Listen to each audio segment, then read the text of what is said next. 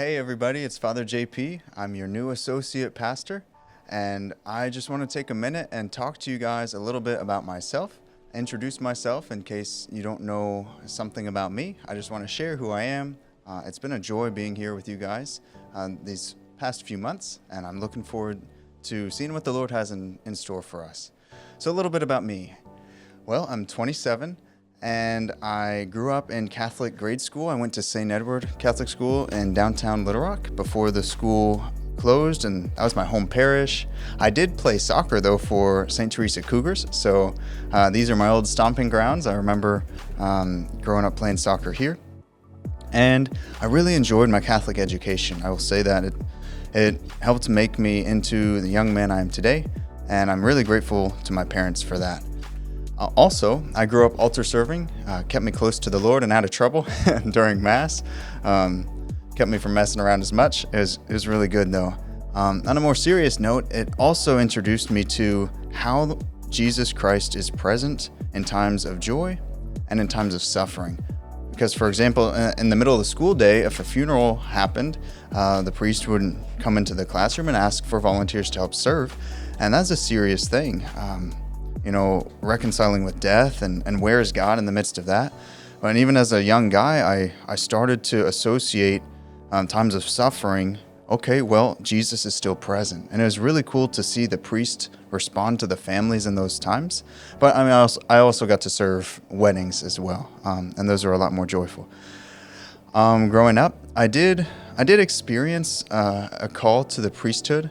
I'll say most strongly through that closeness to the Lord, through times of altar serving, through adoration. My family had a family holy hour.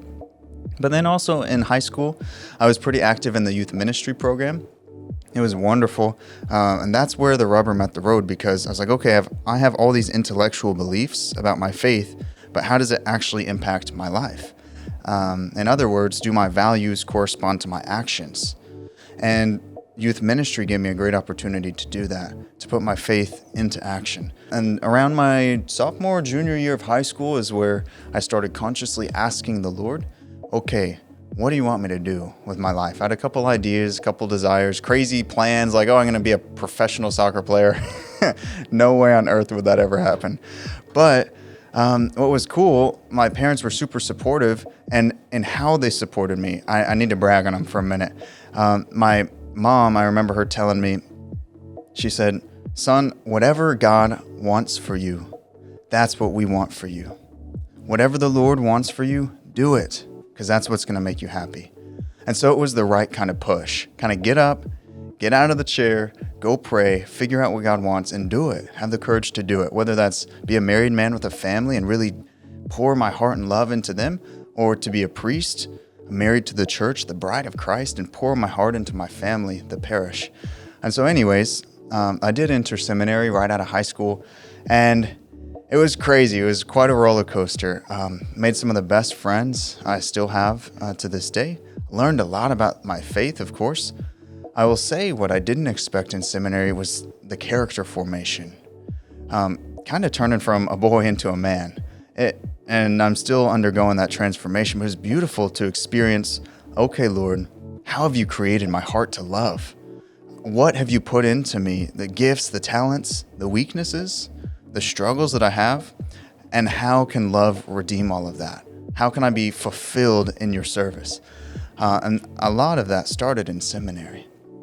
So I studied for my first 4 years college seminary north of Kansas City, a tiny place called Immaculate Conception. It is still a Benedictine monastery, and there's just about nothing there except cows and corn and Benedictine monks. It was great. It was a place of solitude and prayer and some academic formation. Then my last 4 years in graduate school for theology, I was in San Antonio, and that's where things got really practical. It's like, okay, you've studied, just about gone crazy with all these studies. Does it matter? Has it impacted how you live? I was ordained a deacon and then a priest 2 years ago. And my first parish assignment was down in Texarkana. it's kind of funny because I was joking with all the Texas guys I was studying with. I'm like, ha ha ha, just wait a couple more months and I'm never going back to Texas, and giving them a really hard time because the Texas pride. They're very proud of their state. And then the bishop calls me and he asks, will you please go to Texarkana for your first assignment? I'm like, oh my gosh. So it was their turn to laugh at me when I was right on the border. So that was fun. A very beautiful, active, medium-sized parish with a courageous and strong leader for pastor, Father William Burmester. And then about 2.5 months ago, our bishop asked if I would step up and get to know you all here at St. Teresa's, work with Father Stephen. And that's been a blessing too, especially having a school here.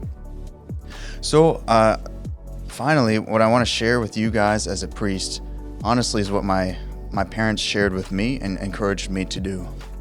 In your life, whatever stage of life you're in, ask the Lord, Lord, what do you want me to do? What do you want for my life? Have the courage to do it, because that's actually what's going to make you the most happy and the most fulfilled.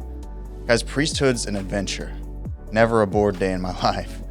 But that's not just reserved for priests. If you want the adventure of life, be a saint.